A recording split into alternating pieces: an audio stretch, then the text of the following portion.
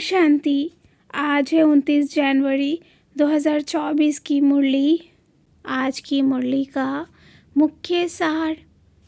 बाबा ने कहा, मीठे बच्चे, जैसे बाप तुम्हारा श्रृंगार करते हैं ऐसे तुम्हें भी दूसरों का करना है।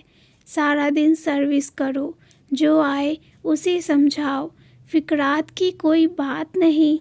प्रश्न, यह नॉलेज कोटों में कोई ही समझते व धारण करते हैं, ऐसा क्यों? उत्तर, क्योंकि तुम सब नई बातें सुनाते हो। तुम कहते हो परमात्मा बिंदे मिशल है, तो सुनकर ही मूंझ जाते हैं।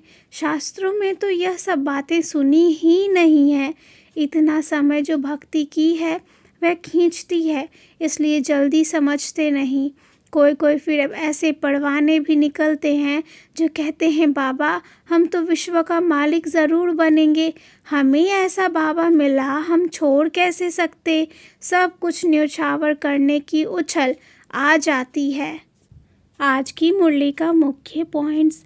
बाबा ने कहा, अभी बाप तुम्हारा ज्ञान रत्नों से श्रृंगार कर रहे हैं, तुम्हें फिर औरों का भी श्रृंगार करना चाहिए, अर्थात मनुष्यों को देवता बनाने की सर्विस करनी चाहिए।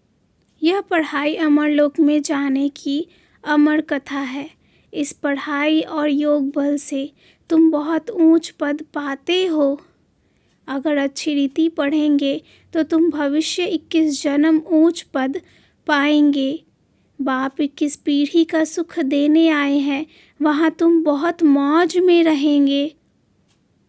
काम धंधे में भले कितना भी बिजी क्यों ना हो, परंतु कहना चाहिए हम तो बाप से पूरा वर्षा जरूर लेंगे, क्योंकि इसमें अथाह अनगिनत कमाई है।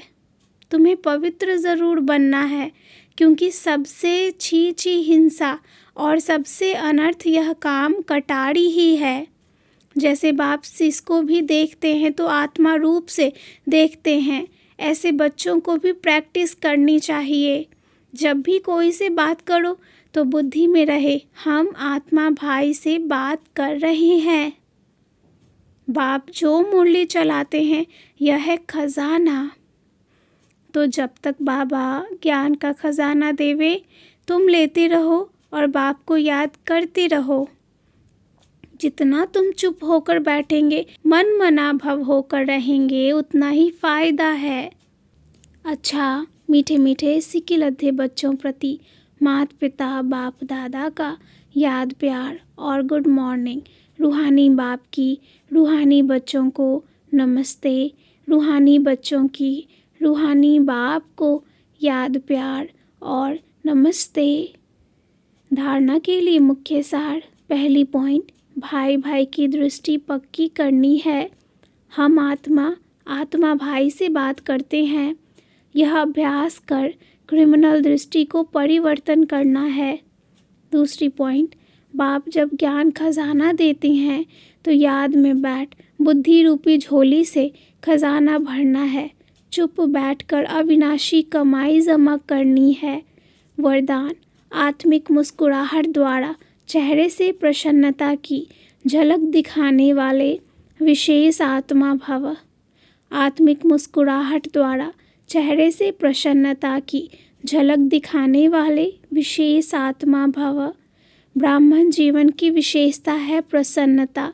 प्रसन्नता अर्थात आत्मिक मुस्कुराहट। जोर जोर से हंसना नहीं, लेकिन मुस्कुराना। चाहे कोई गाली भी दे रहे हो तो भी आपके चेहरे पर दुख की लहर नहीं आए। सदा प्रसन्नचित। यह नहीं सोचो कि उसने 1 घंटा बोला, मैंने तो सिर्फ 1 सेकंड बोला। सेकंड भी बोला या सोचा, शक्ल पर अप्रसन्नता आई तो फेल हो जाएंगे। 1 घंटा सहन किया, फिर गुब्बारे से गैस निकल गई। श्रेष्ठ जीवन के लक्ष्य वाली विशेष आत्मा ऐसे गैस के गुब्बारे नहीं बनती। स्लोगन है, शीतल काया वाले योगी स्वयं शीतल बन दूसरों को शीतल दृष्टि से निहाल करते हैं। शीतल काया वाले योगी स्वयं शीतल बन दूसरों को शीतल दृष्टि से निहाल करते हैं। अच्छा, ओम शांति।